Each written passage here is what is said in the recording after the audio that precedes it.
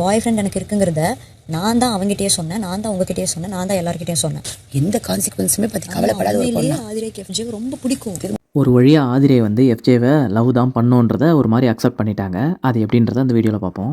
கனியும் ஆதிரையும் உட்காந்து பேசிகிட்டு இருக்காங்க. எப்படிலாம் நடந்துச்சு, என்ன நடந்துச்சு, ஏன் வெளியே போகணுன்றத. இல்லை நான் பண்ணல, அவள் தான் எக்ஸ்ட்ரா. ஓ அப்படியா, சரி. ஆதிரை வெளியே போயிட்டு ஃபாஸ்ட் ஃபார்வர்டில் வச்சு அப்பப்போ ஓட்டி ஹாட் ஸ்டாரில் பார்த்தாங்களாம்.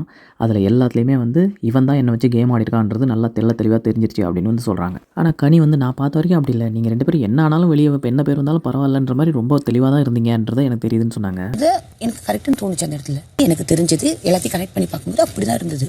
எஃப்ஜே வந்து இந்த மாதிரி தெளிவாக இருக்கான். அவன் வந்துட்டு வெளியே போயெல்லாம் இந்த மாதிரி எனக்கு கண்டினியூ ஆவேனா, அவள் பேர் டேமேஜ் ஆகுதுன்னு சொல்லிட்டு கொஞ்சம் நான் விலகிட்டேன்ற மாதிரி சொன்னான். நான் எல்லாத்தையும் கனெக்ட் பண்ணி பார்க்கும்போது எனக்கும் அது அப்படி தான் கரெக்டுன்னு தான் தோணுச்சு அப்படின்ற மாதிரி கனி சொல்கிறாங்க. நம்ம யாரும் லவ் பண்ணும்போது இல்லை வேறு யாரும் நமக்கு ரொம்ப பிடிச்சி போச்சுன்னா அதை நம்ம வேணான்னு முடிவு பண்ணி வேறு ஒன்றுக்கு மூவ் ஆகுது. ரொம்ப யதார்த்தமாக பேசுகிறத நினச்சி கனியை சொல்கிறாங்க. நம்ம வெளியே வந்துட்டு யாரை தான் பிடிச்சாலும் இன்னொருத்தவங்களை பிடிக்கிறது மூவ் ஆகுறது அது நார்மல் தான், யதார்த்தம் தான்ட்டாங்க. கனியோட கணவர் புருஷர்னு யாராவது பார்த்துருந்தீங்கன்னா நோட் பண்ணிக்கோங்க, உங்களுக்கு தான் இது தப்புன்னு நான் சொல்ல மாட்டேன். நம்ம மனசு எந்த நிமிஷத்தில் யாருக்கு பிடிக்கும், எது வேணால் எப்போ வேணால். இது உங்களுக்கு எஃப்ஜேவை ரொம்ப பிடிக்கும், அந்த மாதிரி பையனை பிடிக்கும்னு சொன்னீங்களே, அந்த மாதிரி தானே. சரி, இந்த கேவலத்தை விடுங்க, அந்த கேவலம் ஆதரை மேட்டருக்கு வருவோம். அதாங்க நம்ம ஆதிரை சை பண்ணிகிட்டே இருந்தான். திரும்ப அதையே இப்போ இன்னொரு பொண்ணு கிட்ட இது நான் இப்போ மறுபடியும் நீங்கள் வெளியில் போய் பார்த்தா தான் தெரியும். அவன் என் கூட பண்ணதே தான் இப்போ வியனா கூட பண்ணிட்டு இருக்கான், எல்லாரும் கூட இதே தான் பண்ணுறான். இதெல்லாம் போய் நீங்கள் யாரும் கேட்க மாட்டீங்களா அப்படின்னு ஆதிரை கேட்குறாங்க. அதுக்கு கனி வந்து நான் எல்லாத்தையும் கேட்காமலாம் இல்லை, எல்லாத்தையும் நான் கேட்பேன், ஏன்டா இந்த மாதிரிலாம் இருக்கே பரவாயில்லையானா அவன் தெளிவாக பதில் சொல்கிறான். நான் அப்படிலாம் இல்லை, நாங்கள் ஃப்ரெண்டாக தான் இருக்கோம், நார்மலாக தான் பேசிகிட்டு இருக்கோம் அப்படின்னு.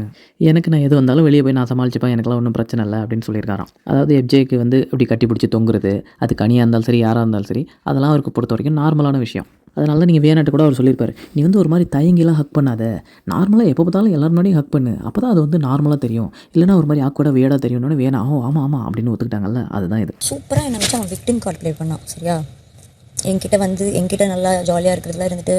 என்ன சொல்கிற நீ? நல்லா உங்ககிட்ட வந்து எல்லாமே பண்ணி ஜாலியாக இருந்தானா? இதெல்லாம் பிக் பாஸ் எங்கள்கிட்ட போடவே இல்லையா? பிக் பாஸ் நீங்கள் மட்டும் தனியாக என்ஜாய் பண்ணிட்டீங்களா? சரி மேலே சொல்லு கேட்போம். வந்து நான் நம்பினது நீங்கள் you like FJ so much. நான் சொல்கிறேன், ஏதான் ஆதிரை வந்து பெரிய காதல் கொண்டேன் சோனியா அகர்வால் மாதிரி எங்களுக்குள்ளே இருந்தது வந்து ஒரு ஃப்ரெண்ட்ஷிப் இல்லை, அதுக்கு மேலே லவ்வுக்கு கீழே. இதுக்கு இந்த உறவுக்கு வந்து ஒரு பேரே என்னால் சொல்ல முடியாது. அப்படியா அந்த சாங்கில் வருமே, காதல் இல்லை இது காமம் இல்லை, இந்த உறவுக்கு உலகத்தில் பெயர் இல்லை, அதை சொல்கிறாங்களாமா. செய்யறதான் செஞ்சுட்டு ஆதிரையா பார்த்தீங்களா அப்படியே புனிதமானதுன்ற மாதிரி நிரூபிக்கிறாங்களாமா அவங்களோட உறவு. எஃப்ஜே லவ் பண்ண, நான் உன்னை லவ் பண்ணுறேன்னு சொன்னேன்னு அவங்க சொல்லுங்கள். சொல்லியிருந்தா தான் தப்பு இல்லையே, நீங்கள் சொல்லாமல் வெறும் செய்யறதுலே தானே இருந்தீங்க, அதெல்லாம் ஆக்ஷன் பிளானாக தானே இருந்தது.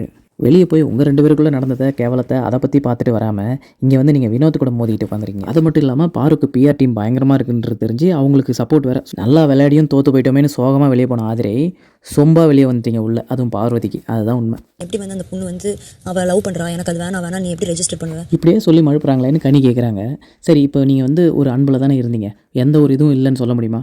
இல்லை இருந்துச்சு அப்படின்னு சொல்லும்போது அப்போ கனி செமையாக போட்டு வாங்கினாங்க. அவங்க என்ன சொன்னாங்கன்னா, அப்போ உங்களுக்குள்ளே ஒன்று இருந்திருக்கு, அதுக்கு பேர் ஏதோ ஒன்று அன்பாக இருந்தாலும் சரி, அதுக்கு இங்கிலீஷில் லவ்னு தானே அர்த்தம், அப்போ அது இருக்குது தானே அப்படின்னோடனே ஆமாம் அப்படின்னு ஒத்துக்கிட்டாங்க. அப்பாடா, ஒரு வழியாக அந்த கன்றாவி காதல் கதை முடிஞ்சிருச்சு.